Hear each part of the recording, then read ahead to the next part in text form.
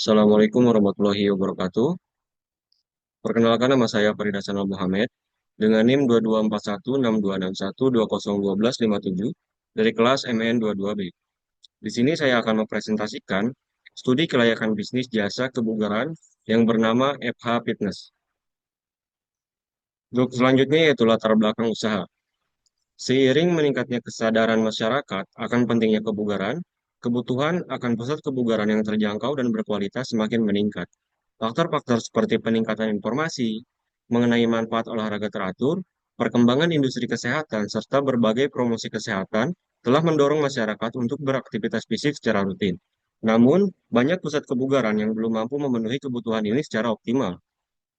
FH Fitness hadir sebagai solusi dengan menyediakan layanan kebugaran yang modern dan lengkap, bertujuan tidak hanya untuk meningkatkan kesehatan fisik, tetapi juga membangun komunitas yang saling mendukung.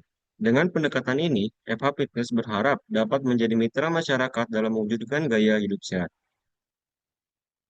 Untuk selanjutnya yaitu visi dan misi FH Fitness. Visi FH Fitness yaitu menjadi pusat kebugaran terkemuka yang mendukung gaya hidup sehat dan aktif bagi masyarakat dengan layanan berkualitas dan fasilitas modern. Dengan misi yang pertama yaitu menyediakan fasilitas kebugaran yang lengkap, nyaman, dan aman untuk memenuhi kebutuhan olahraga semua kalangan. Yang kedua yaitu memberikan layanan profesional melalui instruktur kebugaran yang berpengalaman dan bersertifikat. Yang ketiga yaitu mengedukasi masyarakat tentang pentingnya kesehatan fisik dan mental melalui program-program pelatihan dan seminar kesehatan. Yang keempat yaitu menciptakan lingkungan yang ramah dan mendukung sehingga setiap anggota merasa termotivasi untuk mencapai tujuan kebugaran mereka. Dan yang terakhir atau yang kelima yaitu berkontribusi pada peningkatan kualitas hidup masyarakat melalui promosi gaya hidup sehat dan aktif. Untuk selanjutnya yaitu identitas perusahaan di mana yang pertama yaitu nama perusahaan ini yaitu CPFH Fitness dengan merek dagang FH Fitness. Jenis usahanya yaitu jasa kebugaran dengan kegiatan usaha, menyediakan layanan gym dengan fasilitas lengkap, kelas olahraga seperti yoga dan aerobik, serta program pelatihan pribadi. Selain itu, menawarkan konsultasi nutrisi, program diet, dan menjual program atau produk kebugaran seperti kaos, suplemen, dan alat olahraga. Alamat usaha dari usaha ini yaitu di Jalan Barik-Baik, Desa Wanasari, Kecamatan Truk Jambi Barat, Kabupaten Karawang, dengan kode pos 41361. Pemiliknya yaitu saya sendiri, yaitu Farid Hasanul Muhammad. Nomor teleponnya yaitu 0895 3170 1665. Dengan email dari usaha ini yaitu fhfitness21@gmail.com dan media sosial Instagram yaitu bernama FH Fitness Official. Untuk selanjutnya yaitu aspek legal. Seperti yang sudah tadi disebutkan, nama perusahaannya yaitu Eva Fitness, dengan bentuk usaha yaitu CP, dengan nomor akta notaris yaitu 15874 garing notaris garing 2024. Dengan permodalan, dengan harga saham per lembar yaitu 10 juta rupiah, dengan modal dasar diperkirakan mencapai 2 miliar, berarti membutuhkan 200 lembar saham. Modal ditempatkannya yaitu saham dari Farida Salam Muhammad dan Fahri Ahkam dengan jumlah 200 lembar atau 100%. Untuk modalisatornya yaitu dari saham Farida Salam Muhammad dan Fahri Ahkam juga dengan jumlah 200 lembar atau 100%, maka untuk setorannya yaitu berjumlah 2 miliar rupiah. Dengan surat izin usaha perdagangan atau SUP, nomornya yaitu 45 garing SU SIUP Fitness garing 2024 dengan nomor PKP CAP garis 151 garing PJ garing 2024 dengan nomor SITU 2223367 titik 33 garing 8 garing 7 garing 2024 dengan nomor TDP yaitu TDP garing 9876542 garing FH garing 2024 dengan nomor IMB yaitu 503 garing 456 garing 1098 garing FH garing 2024. Untuk selanjutnya yaitu aspek pasar. Aspek pasar di sini meliputi yaitu ada beberapa wilayah atau beberapa tempat. Untuk yang pertama yaitu di Desa Wanajaya, yang kedua Desa Wanakerta, yang ketiga Desa Mulyajaya, yang keempat Desa Margakaya, dan yang terakhir yaitu Desa Wanasari. Dengan segmen utama atau poin-poin utama yang pertama yaitu masyarakat usia produktif dari usia 15 sampai 40 tahun, yang kedua yaitu pelajar, yang ketiga karyawan, Yang keempat, anggota komunitas olahraga. Dan yang kelima yaitu pengunjung umum. Dapat kita lihat untuk totalnya yaitu 13.200. Berdasarkan tabel di atas, dapat kita ketahui untuk rata-rata per hari yaitu 13.200 dibagi 7 hari. Maka totalnya yaitu 1.886 orang per hari. Untuk jumlah pelanggan potensial yaitu 50%, maka dari 1.886 didapatkanlah 943 orang.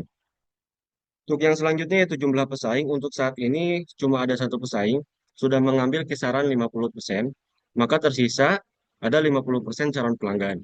Diperkirakan perusahaan dapat meraih 85% dari pelanggan yang tersedia. Untuk pelanggan yang sudah dilayani kira-kira ada di 943 atau 472 orang, yang belum dilayani pun 472 orang. Maka untuk total peluang pendapatan kira-kira yaitu 25.000 dikali 402 orang.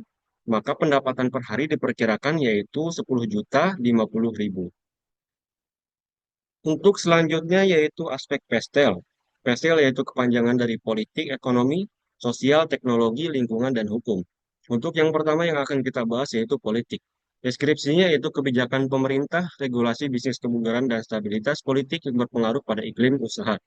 Contoh implementasi pada bisnis ini yaitu memastikan kepatuhan terhadap izin usaha seperti SIUP, SITU, TDP, dan IMB. Yang kedua yaitu ekonomi dengan deskripsi faktor ekonomi seperti inflasi, pendapatan, dan daya beli masyarakat di wilayah Karawang yang berpengaruh pada harga dan biaya operasional. Maka contoh implementasinya yaitu menyesuaikan harga layanan yang terjangkau seperti keanggotaan gym dan sesi personal training dengan kondisi ekonomi yang sedang ada. Untuk yang ketiga yaitu sosial dengan deskripsi gaya hidup sehat yang semakin populer, segmentasi pasar yang luas, dan tren komunitas atau organisasi kebugaran yang semakin berkembang di Karawang. Untuk contoh implementasinya yaitu menawarkan kelas kebugaran yang beragam, serta konsultasi nutrisi untuk memenuhi kebutuhan konsumen. Yang keempat yaitu teknologi, yaitu untuk deskripsinya inovasi teknologi yang mendukung kemudahan akses layanan kebugaran dan efisiensi operasional. Maka untuk contoh implementasinya pada usaha ini, mengadopsi aplikasi pemesanan online untuk reservasi kelas dan pembayaran digital. Yang kelima yaitu lingkungan dengan deskripsi kepedulian yang terhadap kelestarian lingkungan dan pengelolaan fasilitas yang ramah lingkungan.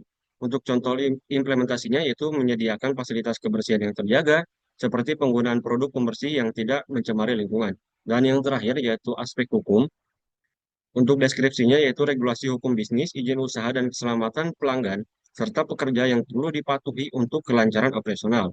Maka implementasi yang dapat kita pakai di usaha ini yaitu mengantongi izin lengkap untuk operasional gym dan menerapkan prosedur keamanan bagi anggota dan staf yang ada. Untuk selanjutnya yaitu aspek teknik dan teknologi. Untuk poin pertama di sini yaitu pemilihan lokasi. Pemilihan lokasi ada tiga pertimbangan yaitu di Wanajaya, Wanasari, dan Wanakerta. Dengan segmen utama yang pertama yaitu dekat sekolah. Yang kedua kawasan industri. Yang ketiga aksesibilitas transportasi, daya beli masyarakat, dan yang terakhir yaitu lingkungan pendukung bisnis. Maka dari tabel di atas, dapat kita simpulkan nilai lokasi yang ideal menunjukkan skor maksimum yang dianggap sesuai dengan kebutuhan EPA Fitness. Skor lokasi A, B, dan C diberikan berdasarkan tingkat kesesuaian masing-masing lokasi terhadap kebutuhan yang telah ditetapkan. Maka, dari tabel di atas dapat kita simpulkan bahwa lokasi yang paling ideal dan akan dipilih untuk proyek ini yaitu di daerah Wanasari. Dan yang kedua aspek teknik teknologi yaitu layout atau tata letak. Di sini sudah cukup jelas, di mana ada beberapa ruangan. Yang pertama itu ruang kelas kebugaran, yang kedua ruang kardio, ada ruang latihan alat berat, dan juga ada sauna, ruang ganti dan kamar mandi, area tunggu, kantin sehat, pintu masuk, resepsionis, dan yang tidak lupa, sudah pasti ada area parkir di dekat jalan utama. Selanjutnya yaitu kita teknologi yang dipakai pada usaha ini. Sistem teknologi yang akan digunakan yaitu mencakup aplikasi untuk pemesanan kelas dan pembayaran secara digital. Aplikasi ini memudahkan pelanggan dalam melakukan reservasi untuk kelas dan sesi personal training secara online, sehingga memberikan kenyamanan dan fleksibilitas dalam mengakses layanan EPA Pintes. Dan teknologi informasi yang akan digunakan, yaitu EPA Pintes juga menggunakan media sosial dan aplikasi khusus untuk berinteraksi dengan pelanggan. memberikan informasi terbaru tentang jadwal kelas, dan lain sebagainya. Dengan memanfaatkan teknologi ini, diharapkan keterlibatan pelanggan dapat meningkat, komunikasi menjadi lebih mudah, dan pengalaman kebugaran yang lebih terintegritas dan dapat dapat tercipta pada usaha ini. Nah, sekarang kita masuk ke aspek finansial. Perkiraan kebutuhan modal untuk usaha ini ada terbagi menjadi tiga, di mana yang pertama yaitu biaya prainvestasi, yang kedua biaya investasi, dan yang ketiga modal kerja. Untuk biaya prainvestasi kemungkinan di angka 150 juta, biaya investasi di 1 miliar 350 juta, dan modal kerja di 500 juta, maka totalnya yaitu 2 miliar rupiah. Berdasarkan hasil kajian finansial yang telah dilakukan, seperti pada tabel berikut, dapat kita simpulkan bahwa proyek ini memiliki prospek yang menjanjikan dari segi kelayakan ekonomi dan keberlanjutan operasional. Analisis menyeluruh terhadap proyeksi pendapatan, biaya operasional, dan indikator keuangan menunjukkan bahwa usaha ini sangat layak untuk direalisasikan. Selain itu, potensi keuntungan yang diperoleh tidak hanya memberikan manfaat finansial bagi pemilik proyek, tetapi juga berdampak positif bagi pengembangan ekonomi lokal, kesadaran kesehatan dan kebugaran, serta penciptaan lapangan kerja. Baik, untuk sejauh ini apakah ada yang ditanyakan? Saya ingin bertanya, Mangga.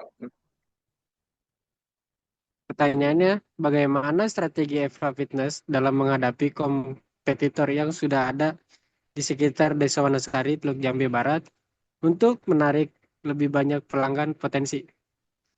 Terima kasih. Baik, apakah ada yang ingin bertanya lagi?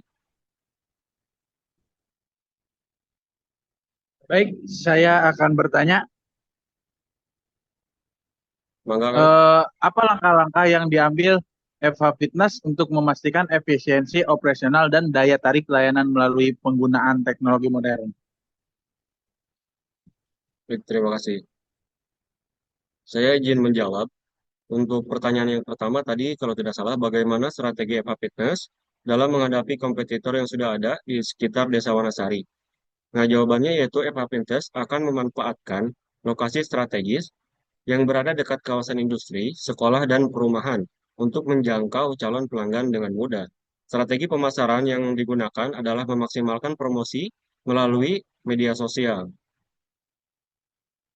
Apakah sudah cukup, Kang? Baik, kalau gitu saya akan langsung menjawab pertanyaan yang nomor dua. Tadi pertanyaannya apa langkah-langkah yang diambil Eva Fitness untuk memastikan efisiensi operasional dan daya tarik layanan melalui penggunaan teknologi modern. Jawabannya itu Eva Fitness mengintegrasikan teknologi modern dengan menyediakan aplikasi khusus untuk pemesanan kelas dan pembayaran digital sehingga mempermudah proses administrasi bagi pelanggan. Selain itu, fasilitas kebugaran dilengkapi dengan alat modern untuk mendukung aktivitas olahraga yang lebih efektif. Penggunaan teknologi ini tidak hanya meningkatkan efisiensi operasional, tetapi juga memberikan pengalaman yang lebih nyaman dan menarik bagi pelanggan. Baik.